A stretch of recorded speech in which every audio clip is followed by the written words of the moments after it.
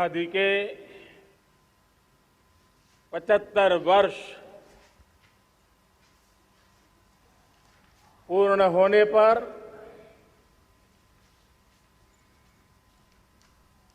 देशवासियों को अनेक अनेक शुभकामनाएं,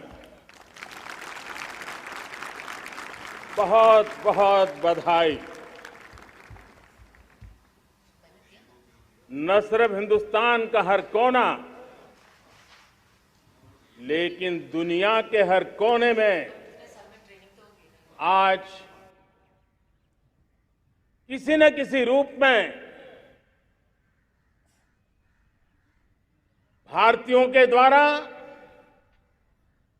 या भारत के प्रति अपार प्रेम रखने वालों के द्वारा विश्व के हर कोने में यह हमारा तिरंगा आन बान शान के साथ लहरा रहा है।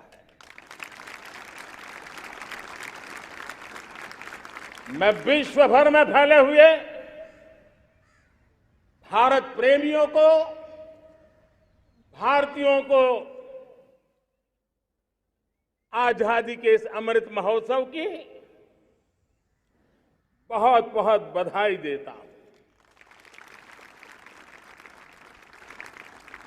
आज का ये दिवस ऐतिहासिक दिवस है। एक पुण्य पड़ाव, एक नई राह, एक नए संकल्प और नए सामर्थ्य के साथ कदम बढ़ाने का ये शुभ अवसर है।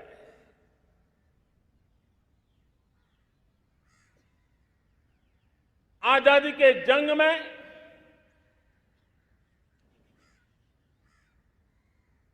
गुलामी का पूरा कालखंड संघर्ष में बीता है।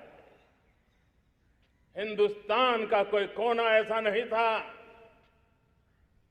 कोई काल ऐसा नहीं था जब देशवासियों ने सैकड़ों सालों तक गुलामी के खिलाफ जंग न किया हो, जीवन न खपाया हो, यातनाएं न झेली हो, आहुति न दी हो। आज हम सब देशवासियों के लिए ऐसे हर महापुरुष को, हर त्यागी को, हर बलिदानी को नमन करने का अवसर है, उनका ऋण स्वीकार करने का अवसर है और उनका स्मरण करते हुए उनके सपनों को जल्द से जल्द पूरा करने का संकल्प लेने का भी अवसर है।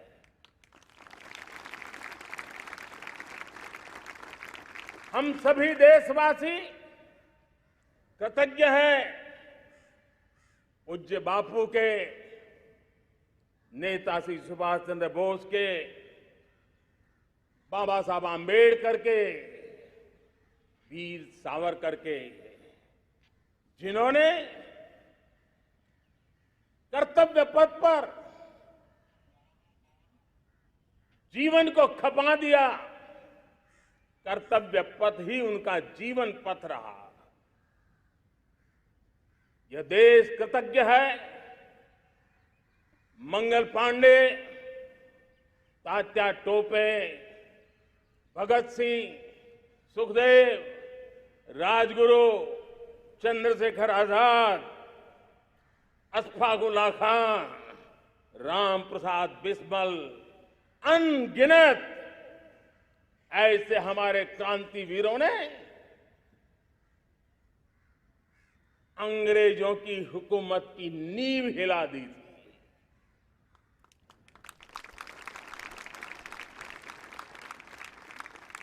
यह राष्ट्र कृतज्ञ है उन वीरांगनाओं के लिए, रानी लक्ष्मीबाई हो, झलकारी बाई, दुर्गा भाभी, रानी गाइदिन्ल्यो, रानी चेन्नम्मा, बेगम हजरत महल, वेलु नाचियार।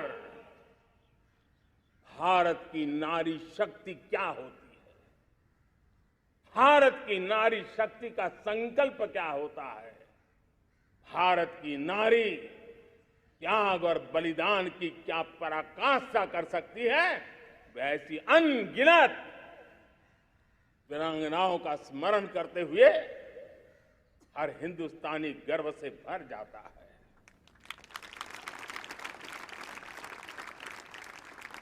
आजादी का जंग भी लड़ने वाले और आजादी के बाद देश बनाने वाले भी, डॉक्टर राजेंद्र प्रसाद जी हो, नेहरू जी हो, सरदार वल्लभ भाई पटेल, श्यामा प्रसाद मुखर्जी, लाल बहादुर शास्त्री, दीनदयाल उपाध्याय, जयप्रकाश नारायण, राम मनोहर लोहिया, आचार्य विनोबा भावे, नानाजी देशमुख, सुब्रमण्यम भारती, अनगिनत ऐसे महापुरुषों को आज नमन करने का अवसर है।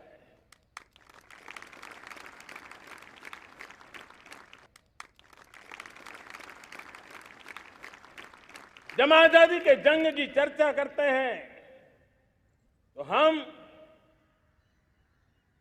उन जंगलों में जीने वाले हमारे आदिवासी समाज का भी गौरव करना हम नहीं भूल सकते हैं। भगवान बिरसा मुंडा, सिद्धो कान्हू, अल्लूरी सीताराम राजू, गोविंद गुरु, अनगिनत नाम है जिन्होंने आजादी के आंदोलन की आवाज बन करके दूर सुदूर जंगलों में भी मेरे आदिवासी भाई बहनों में, माताओं में, युवकों में मातृभूमि के लिए जीने मरने की प्रेरणा जगाई। ये देश का सौभाग्य रहा है कि आजादी के जंग के कई रूप रहे हैं और उसमें एक रूप वो भी था जिसमें नारायण गुरु हो, स्वामी विवेकानंद हो, महर्षि अरविंदो हो, गुरुदेव रविंद्रनाथ टैगोर हो, ऐसे अनेक महापुरुष हिंदुस्तान के हर कोने में, हर कान में भारत की चेतना को जगाते रहे, भारत को चेतनवंत बनाते रहे। अमृत महोत्सव के दौरान देश ने पूरे एक साल से हम देख रहे हैं, 2021 में दांडी यात्रा से प्रारंभ हुआ, स्मृति दिवस को संवारते हुए हिंदुस्तान के हर जिले में, हर कोने में देशवासियों ने आजादी के अमृत महोत्सव के लक्षावधि कार्यक्रम किए हैं। शायद इतिहास में इतना विशाल, व्यापक, लंबा एक ही मकसद का उत्सव मनाया गया हो, वो शायद ये पहली घटना हुई होगी। और हिंदुस्तान के हर कोने में उन सभी महापुरुषों को याद करने का प्रयास किया गया जिनको किसी न किसी कारणवश इतिहास में जगह न मिली या उनको भुला दिया गया था। आज देश ने खोज खोज करके हर कोने में ऐसे वीरों को, महापुरुषों को, त्यागियों को, बलिदानियों को, सत्याग्रहियों को याद किया, नमन किया। अमृत महोत्सव के दरमियान इन सभी महापुरुषों को नमन करने का अवसर रहा। कल 14 अगस्त को भारत ने विभाजन विभीषिका स्मृति दिवस भी बड़े भारी मन से हृदय के गहरे गांवों को याद करते हुए उन कोटि कोटि जनों ने बहुत कुछ सहन किया था। तिरंगे की शान के लिए सहन किया था। मातृभूमि की मिट्टी से मोहब्बत के कारण सहन किया था और धैर्य नहीं खोया था। भारत के प्रति प्रेम ने नई जिंदगी की शुरुआत करने का उनका संकल्प नमन करने योग्य है, प्रेरणा पाने योग्य है। आज जब हम आजादी का अमृत महोत्सव मना रहे हैं तो पिछले 75 साल में देश के लिए जीने मरने वाले, देश की सुरक्षा करने वाले, देश के संकल्पों को पूरा करने वाले, चाहे सेना के जवान हो, पुलिस के कर्मी हो, शासन में बैठे हुए ब्यूरोक्रेट्स हो, जनप्रतिनिधि हो, स्थानीय स्वराज की संस्थाओं के शासक प्रशासक रहे हो, राज्यों के शासक प्रशासक रहे हो, केंद्र के शासक प्रशासक रहे हो, 75 साल में इन सबके योगदान को भी आज स्मरण करने का अवसर है और देश के कोटि कोटि नागरिकों को भी जिन्होंने 75 साल अनेक प्रकार की कठिनाइयों के बीच भी देश को आगे बढ़ाने के लिए अपने से जो हो सका वो करने का प्रयास किया है। मेरे प्यारे देशवासियों, 75 साल की हमारी ये यात्रा अनेक उतार चढ़ाव से भरी हुई है। सुख दुख की छाया मंडराती रही है और इसके बीच भी हमारे देशवासियों ने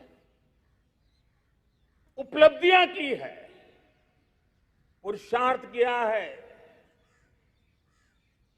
हार नहीं मानी है, संकल्पों को ओझल नहीं होने दिया है। और इसलिए और ये भी सच्चाई है कि सैकड़ों सालों के गुलामी के कालखंड ने भारत के मन को, भारत के मानवीय की भावनाओं को गहरे घाव किए थे, गहरी चोटें पहुंचाई थी, लेकिन उसके भीतर एक जिद भी थी, एक जिजीविषा भी थी, एक जुनून भी था, एक जोम भी था। और उसके कारण अभावों के बीच में भी, उपहास के बीच में भी, और जब आजादी का जंग अंतिम चरण में था तो देश को डराने के लिए, निराश करने के लिए, हताश करने के लिए सारे उपाय किए गए थे। अगर आजादी आई, अंग्रेज चले जाएंगे तो देश टूट जाएगा, बिखर जाएंगे, लोग अंदर अंदर लड़ करके मर जाएंगे, कुछ नहीं बचेगा, अंधकार युग में भारत चला जाएगा। न जाने क्या क्या आशंकाएं व्यक्त की गई थी, लेकिन उनको पता नहीं था ये हिंदुस्तान की मिट्टी है। इस मिट्टी में वो सामर्थ्य है जो शासकों से भी परे सामर्थ्य का एक अंतर प्रभार लेकर के जीता रहा है, सदियों तक जीता रहा है। और उसी का परिणाम है हमने क्या कुछ नहीं झेला। कभी अन्न का संकट झेला, कभी युद्ध के शिकार हो गए, आतंकवाद ने डगर डगर चुनौतियां पैदा की, निर्दोष नागरिकों को मौत के घाट उतार दिया गया, छद्म युद्ध चलते रहे, प्राकृतिक आपदाएं आती रही, सफलता विफलता, आशा निराशा, न जाने कितने पड़ाव आए हैं, लेकिन इन पड़ाव के बीच भी भारत आगे बढ़ता रहा। भारत की विविधता, जो औरों को भारत के लिए बोझ लगती थी, वो भारत की विविधता ही भारत की एक अनमोल शक्ति है, शक्ति का एक अटूट प्रवाह है। और दुनिया को पता नहीं था कि भारत के पास एक इनहेरेंट सामर्थ्य है, एक संस्कार सरिता है, एक मन मस्तिष्क का विचारों का बंधन है, और वो है भारत लोकतंत्र की जननी है, मदर ऑफ डेमोक्रेसी है। और जिनके जहन में लोकतंत्र होता है, वे जब संकल्प करके चल पड़ते हैं, वो सामर्थ्य दुनिया की बड़ी बड़ी सल्तनतों के लिए भी संकट का काल लेकर के आती है। ये मदर ऑफ डेमोक्रेसी, ये लोकतंत्र की जननी हमारे भारत ने सिद्ध कर दिया कि हमारे पास ये एक अनमोल सामर्थ्य है। मेरे प्यारे देशवासियों, 75 साल की यात्रा में आशाएं, अपेक्षाएं, उतार चढ़ाव, सब कुछ के बीच में हर एक के प्रयास से हम जहां तक पहुंच पाए थे, पहुंचे थे। और 2014 में देशवासियों ने मुझे दायित्व दिया। आजादी के बाद जन्मा हुआ मैं पहला व्यक्ति था जिसको लाल किले से देशवासियों का गौरवगान करने का अवसर मिला था।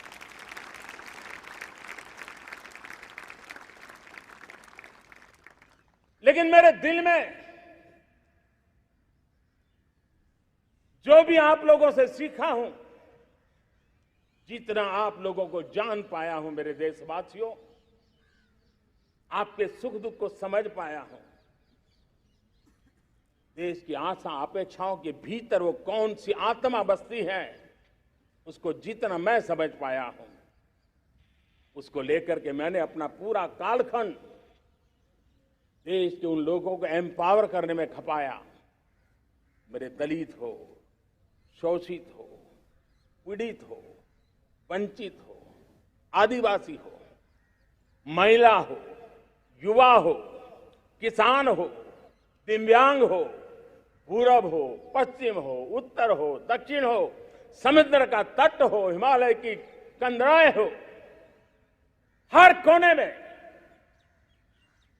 महात्मा गांधी का जो सपना था आखिरी इंसान की चिंता करने का, महात्मा गांधी जी जो आकांक्षा थी अंतिम छोर पर बैठे हुए व्यक्ति को समर्थ बनाने की, मैंने अपने आप को उसके लिए समर्पित किया। और उन 8 साल का नतीजा और आजादी के इतने दशकों का अनुभव आज 75 साल के बाद जब अमृत काल की ओर कदम रख रहे हैं, अमृत काल की ये पहली प्रभात है, तब मैं एक ऐसे सामर्थ्य को देख रहा हूं और जिससे मैं गर्व से भर जाता हूं। देशवासियों, मैं आज देश का सबसे बड़ा सौभाग्य ये देख रहा हूं कि भारत का जनमन आकांक्षी जनमन है। एस्पिरेशनल सोसाइटी किसी भी देश की बहुत बड़ी अमानत होती है और हमें गर्व है कि आज हिंदुस्तान के हर कोने में, हर समाज के हर वर्ग में, हर तबके में आकांक्षाएं उफान पर है। देश का हर नागरिक चीजें बदलना चाहता है, बदलते देखना चाहता है, लेकिन इंतजार करने को तैयार नहीं है, अपनी आंखों के सामने देखना चाहता है, कर्तव्य से जुड़ करके करना चाहता है, वो गति चाहता है, वो प्रगति चाहता है। 75 साल में संजोए हुए सारे सपने अपने ही आंखों के सामने पूरा करने के लिए वो लालायित है, उत्साहित है, उतावला भी है। कुछ लोगों को इसके कारण संकट हो सकता है, क्योंकि जब एस्पिरेशनल सोसाइटी होती है तब सरकारों को भी तलवार की धार पे चलना पड़ता है, सरकारों को भी समय के साथ दौड़ना पड़ता है। और मुझे विश्वास है, चाहे केंद्र सरकार हो, राज्य सरकार हो, स्थानीय स्वराज की संस्थाएं हो, किसी भी प्रकार की शासन व्यवस्था क्यों न हो, हर किसी को इन एस्पिरेशनल सोसाइटी को एड्रेस करना पड़ेगा। उनकी आकांक्षाओं के लिए हम ज्यादा इंतजार नहीं कर सकते। हमारे इस एस्पिरेशनल सोसाइटी ने लंबे अरसे तक इंतजार किया है, लेकिन अब वो अपनी आने वाली पीढ़ी को इंतजार में जीने के लिए मजबूर करने को तैयार नहीं है। और इसलिए ये अमृत काल का पहली प्रभात हमें उस एस्पिरेशनल सोसाइटी की आकांक्षाओं को पूरा करने के लिए एक बहुत बड़ा सुनहरा अवसर देकर के आई है। मेरे प्यारे देशवासियों, हमने पिछले दिनों देखा है, एक और ताकत का हमने अनुभव किया है, और वो है भारत में एक सामूहिक चेतना का पुनर्जागरण हुआ है। एक सामूहिक चेतना का पुनर्जागरण आजादी के इतने संघर्ष में से जो अमृत था वो अब संजोया जा रहा है, संकलित हो रहा है, संकल्प में परिवर्तित हो रहा है, पुरुषार्थ की पराकाष्ठा जुड़ रही है और सिद्धि का मार्ग नजर आ रहा है। ये चेतना, मैं समझता हूं कि चेतना का जागरण, ये पुनर्जागरण, ये हमारी सबसे बड़ी अमानत है। और ये पुनर्जागरण देखिए, 10 अगस्त तक लोगों को पता तक नहीं होगा शायद कि देश के भीतर कौन सी ताकत है, लेकिन पिछले 3 दिन से जिस प्रकार से तिरंगे झंडे को लेकर के, तिरंगा की यात्रा लेकर के देश चल पड़ा है, बड़े बड़े सोशल साइंस के एक्सपर्ट्स वे भी शायद कल्पना नहीं कर सकते कि मेरे भीतर के अंदर कितने, मेरे देश के भीतर कितना बड़ा सामर्थ्य है, एक तिरंगे झंडे ने दिखा दिया है। यह पुनर्चेतना, पुनर्जागरण का पल है। ये लोग समझ नहीं पाए हैं, जब देश जनता कर्फ्यू के लिए हिंदुस्तान का हर कोना निकल पड़ता है, तब उस चेतना की अनुभूति है। जब देश ताली थाली बजा करके कोरोना वॉरियर के साथ कंधे से कंधा मिला करके खड़ा हो जाता है, तब चेतना की अनुभूति होती है।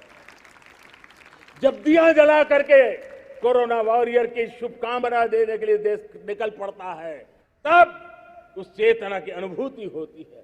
दुनिया कोरोना के कालखंड में वैक्सीन लेना या न लेना, वैक्सीन काम का है कि नहीं है, उस उलझन में जी रहा था। उस समय मेरे देश के गांव गरीब भी 200 करोड़ डोज दुनिया को चौंका देने वाला काम करके दिखा देते हैं।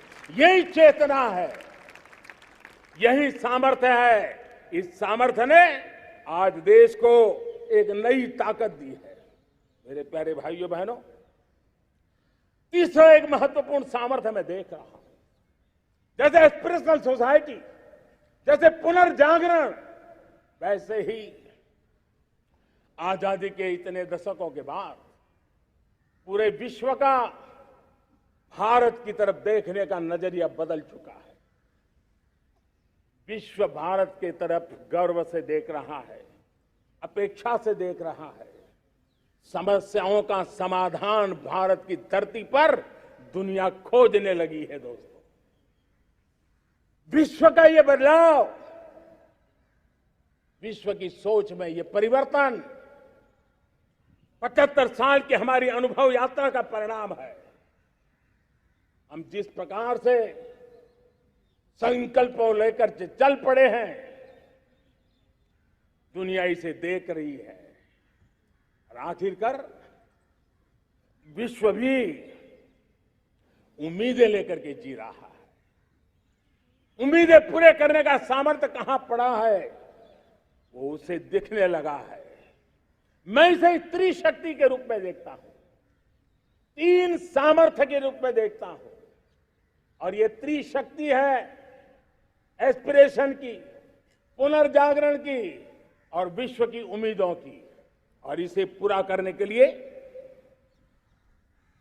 हम जानते हैं दोस्तों, आज दुनिया में एक विश्वास जगने में मेरे देशवासियों की बहुत बड़ी भूमिका है।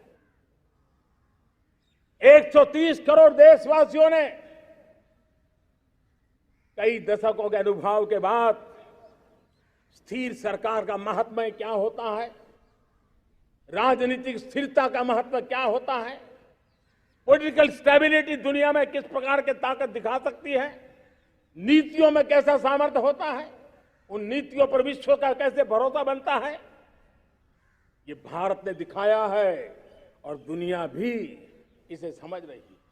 और हम जब राजनीतिक स्थिरता हो, नीतियों में गतिशीलता हो, निर्णयों में तेजी हो, सर्वव्यापकता हो, सर्वसमावेशकता हो, तो विकास के लिए हर कोई भागीदार बनता है। हमने सबका साथ सबका विकास का मंत्र लेकर के हम चले थे, लेकिन देखते ही देखते देशवासियों ने सबका विश्वास और सबका प्रयास से उसमें और रंग भर दिए हैं। और इसलिए हमने देखा है हमारी सामूहिक शक्ति को, हमारे सामूहिक सामर्थ्य को हमने देखा है। आजादी का अमृत महोत्सव जिस प्रकार से मनाया गया, जिस प्रकार से हर जिले में 75 अमृत सरोवर बनाने का अभियान चल रहा है, गांव गांव के लोग जुड़ रहे हैं, कार सेवा कर रहे हैं, अपने प्रयत्नों से अपने गांव में जल संरक्षण के लिए बड़ा अभियान चला रहे हैं। और इसलिए भाइयों बहनों, चाहे स्वच्छता का अभियान हो, चाहे गरीबों के कल्याण का काम हो, देश आज पूरी शक्ति से आगे बढ़ रहा है। लेकिन भाइयों बहनों, हम लोग आजादी के अमृत काल में हमारी 75 साल की यात्रा को, उसका गौरवगान करते रहेंगे, अपनी ही पीठ थपथपाते रहेंगे, तो हमारे सपने कहीं दूर चले जाएंगे। और इसलिए 75 साल का कालखंड कितना ही शानदार रहा हो, कितने ही संकटों वाला रहा हो, कितने ही चुनौतियों वाला रहा हो, कितने ही सपने अधूरे दिखते हो, उसके बावजूद भी आज जब हम अमृत काल में प्रवेश कर रहे हैं, अगले 25 वर्ष हमारे देश के लिए अत्यंत महत्वपूर्ण है। और इसलिए जब मैं आज मेरे सामने लाल किले पर से 130 करोड़ देशवासियों के सामर्थ्य का स्मरण करता हूं, उनके सपनों को देखता हूं, उनके संकल्पों की अनुभूति करता हूं, तो साथियों मुझे लगता है आने वाले 25 साल के लिए हमें उस 5 पंच प्राण पर अपनी शक्ति को केंद्रित करनी होगी, अपने संकल्पों को केंद्रित करना होगा, अपने सामर्थ्य को केंद्रित करना होगा। और हमें उन पंच प्राण को लेकर के